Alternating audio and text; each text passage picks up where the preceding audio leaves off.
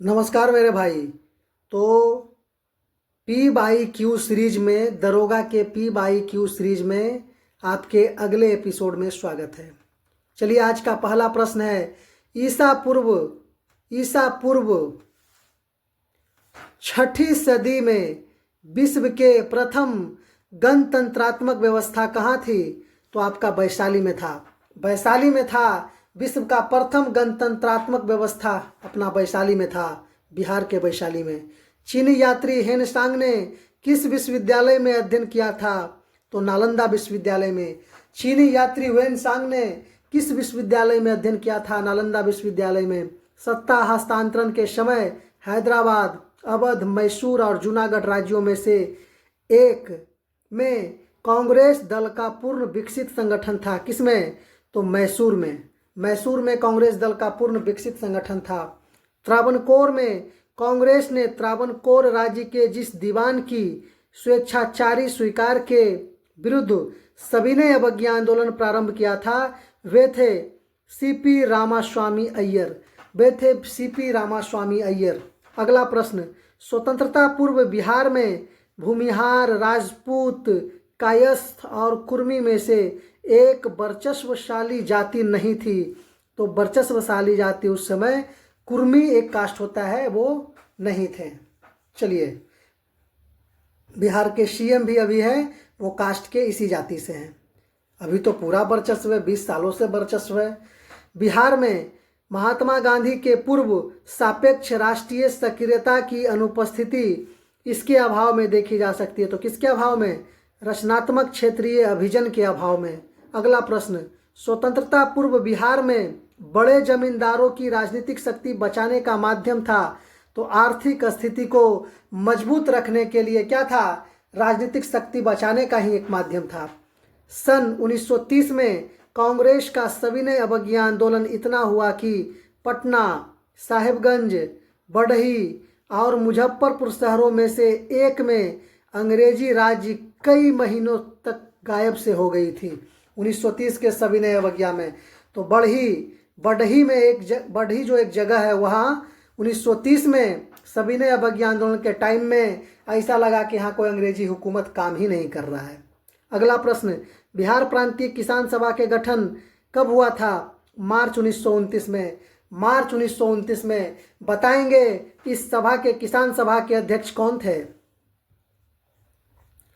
स्वतंत्रता पूर्व बिहार में समाजवादी विचारधारा के प्रसार का श्रेय जाता है, किनको जाता है? कांग्रेसी कार्यकर्ताओं की क्रांतिकारिता को।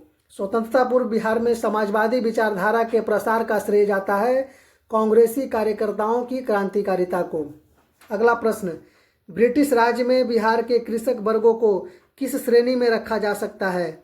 तो त्रिमुखी वर्गीकरण में। झंडा गीत किसने लिखा था? श्यामलाल प्रसाद ने लिखा था। झंडा गीत श्यामलाल प्रसाद ने। किसने कहा था स्वराज मेरा जन्मसिद्ध अधिकार है और मैं इसे लेकर रहूंगा? बाल गंगाधर तिलक ने कहा था। अगला प्रश्न, किस घटना के कारण गांधी जी ने असहयोग आंदोलन वापस लिया था? चौरी चौरा कांड के कारण। किस घटना के कारण गांधी जी ने असहयोग आंदोलन वापस लिया था? तो चौरी चौरा कांड के कारण। विश्व में शांति और आपसी सहयोग स्थापित करने के लिए नेहरू जी ने कौन सा सिद्धांत प्रस्तुत किया था? तो गुट निरपेक्षता का सिद्धांत। भारतीय संसद पर आतंकी हमला कब हुआ था? 23 दिसंबर 2001 में। भारतीय संसद पर आतंकी हमला कब हुआ था? 23 दिसंबर 2001 में। सर्वोदय शब्द का प्रयोग सर्वप्रथम किसने किया था? महात्मा गांधी ने किया था। सर्वोदय शब्द का प्रयोग सर्वप्रथम किसने किया था? महात्मा गांधी ने किया था। पूना पैक्ट या पूना समझौता का उद्देश्य क्या था? दलित वर्गों को प्रतिनिधित्व देना। अगला प्रश्न है, 1927 की बटलर कमेटी का उद्देश्य क्या था? तो भारत सरकार तथा देशी राज्यों के मध्य संबंधों को सुधारना। 1927 में बटलर कमेटी का उद्देश्य क्या था? तो भारत सरकार तथा देशी राज्यों के मध्य संबंधों को सुधारना। 18वीं सदी में बंगाल में वस्त्र उद्योग के पतन के लिए उत्तरदायी कारण था। तो क्या कारण था? ब्रिटेन को निर्यात करने वाले माल पर उच्च तट कर।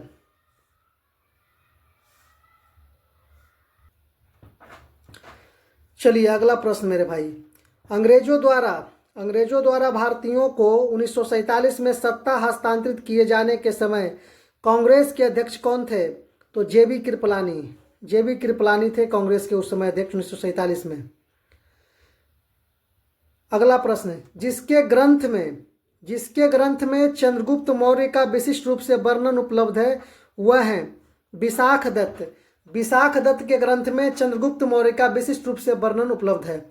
अगला प्रश्न, वह स्रोत जिसमें पाटलिपुत्र के प्रशासन का वर्णन उपलब्ध है वह है इंडिका नामक किताब में पाटलिपुत्र के प्रशासन का वर्णन पूरी तरह से है।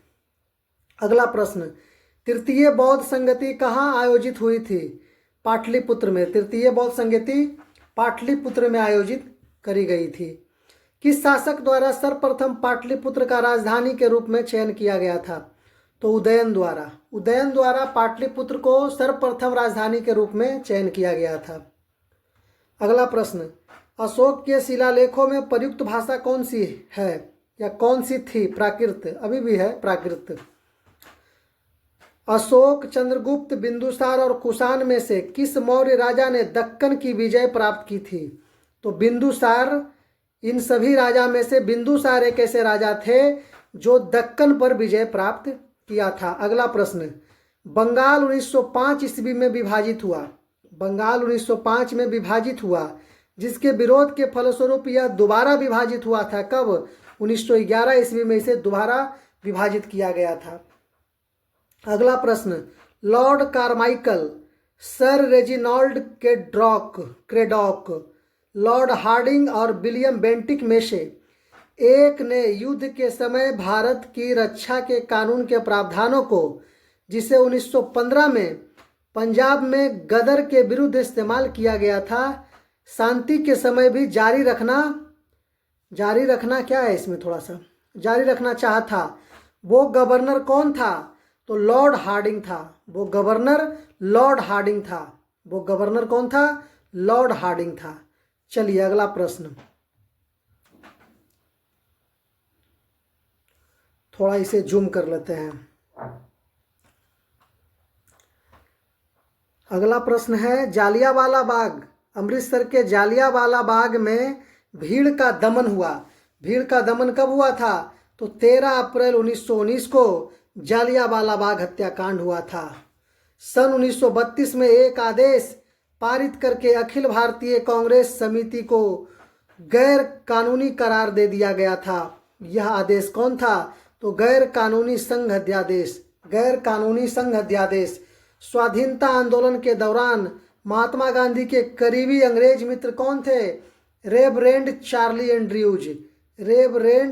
एंड्रयूज। चलिए, प्रथम भारतीय जिन्होंने स्वाधीन भारत में गवर्नर जनरल का पद ग्रहण किया था तो चक्रवर्ती राजगोपालाचारी। इन्हें इस क्वेश्चन को ऐसे भी लिखा जाता है कि स्वतंत्र भारत के प्रथम भारतीय गवर्नर जनरल, तो सी यानी चक्रवर्ती राजगोपालाचारी। अगला प्रश्न, इलाहाबाद में संपन्न कांग्रेस कार्यकारिणी समिति की बैठक अप्रैल मई 1947 में जो हुआ था उसमें एक सदस्य भारत के नाजीवाद, फांसीवाद तथा साम्राज्यवाद विरोधी निश्चित रूप के कारण जापान के विरुद्ध गुरिल्ला युद्ध की अपनी योजना के पक्ष में बहुमत जुटाने में सफल हुए थे। वे कौन थे? तो पीडी नेहरू थे, पंडित जवाहरलाल नेहरू थे, जो जापान के विरुद्ध गुरिल्ला युद्ध में अपनी योजना के पक्ष में बहुमत जुटाने में सक्षम हुए थे। चलिए अगला प्रश्न, महात्मा गांधी का मानना था कि द्वितीय विश्व युद्ध में भागीदारी का मतलब से न्याय, समानता, समाजवाद एवं अहिंसा सिद्धांत का उल्लंघन होगा। तो किस शब्द का उल्लंघन होगा? किस चीज को मानते थे? तो मानते थे कि वो अहिंसा शब्द का उल्लंघन होगा।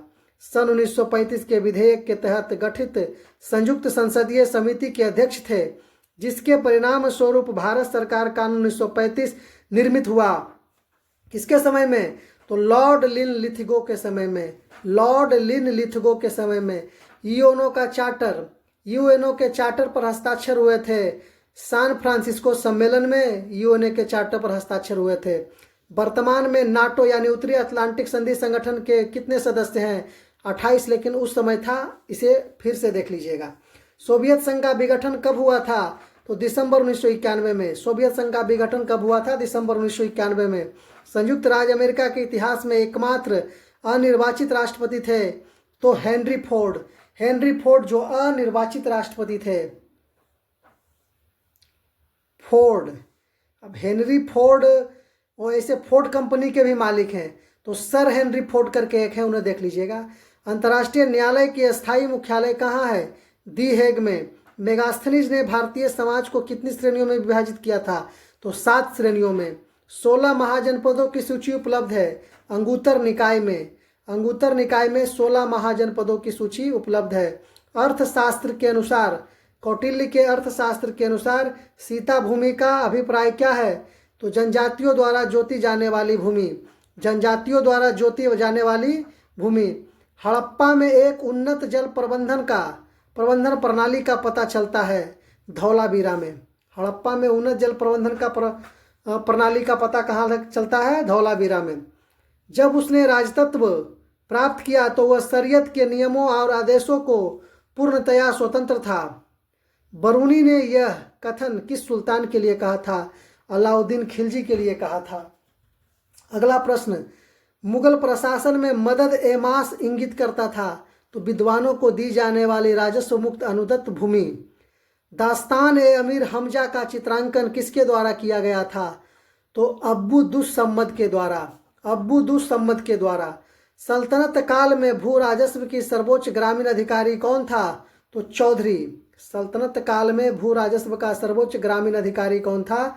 चौधरी था। अगला प्रश्न, 1906 ईस्वी में मिंटो से शिमला में मिले मुसलमानों के शिष्टमंडल ने प्रार्थना क्या करी थी? तो मुसलमानों के लिए एक पृथक निर्वाचक वर्ग हो, इसकी अपील उन्होंने मिंटो से किया था 1906 में शिमला में। नागरिक सेवाओं के लिए प्रतियोगी परीक्षा प्रणाली को सिद्धांततः स्वीकार किया गया कब? 1853 ईस्वी में नागरिक सेवाओं के लिए प्रतियोगी परीक्षा 1853 में स्वीकार किया गया। शक्ति स्थल का संबंध शक्ति स्थल से रिलेटेड है, श्रीमती इंदिरा गांधी। स्वतंत्र भारत के प्रथम राष्ट्रपति कौन थे? मतलब कहाँ से थे? बिहार से थे। अशोक के शासनकाल में बौद्ध सभा किस नगर में आयोजित की गई थी? पाटलिपुत्र में। अशोक के शासनकाल में बौद्ध सभा किस नगर में आयोजित की गई थी? पाटलिपुत्र में। शुंग वंश के बाद किस वंश ने भारत पर राज किया? तो शुंग वंश के बाद कण्व वंश ने भारत पर राज किया। कुमार संभवम महाकाव्य किस कवि ने लिखा? कुमार संभवम कालिदास। मेघदूतम कालिदास। कौटिल्य के अर्थशास्त्र में किस पहलू पर प्रकाश डाला गया? तो राजनीतिक नीतियों पर प्रकाश डाला गया। अगला प्रश्न और लास्ट प्रश्न है आज का, तैमूर लंग के आक्रमण के बाद भारत में किस वंश का राज स्थापित हुआ? तो सैयद वंश का राज स्थापित हुआ था। तैमूर लंग के आक्रमण के बाद भारत में सैयद वंश का राज स्थापित हुआ था। चलिए, वीडियो कैसा लगा कमेंट में बताइएगा जरूर। धन्यवाद।